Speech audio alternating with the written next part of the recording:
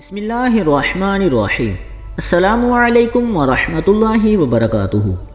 دوستو، آج ہم آپ کے ساتھ بہت ہی پیاری دعا شیئر کرنے جا رہے ہیں۔ اس دعا کو آپ دن میں کسی بھی وقت پڑھ سکتے ہیں اور 10 مرتبہ پڑھنا ہے۔ وہ دعا یہ ہے، آئیے میرے ساتھ ساتھ پڑھیے اور یاد کر لیجئے۔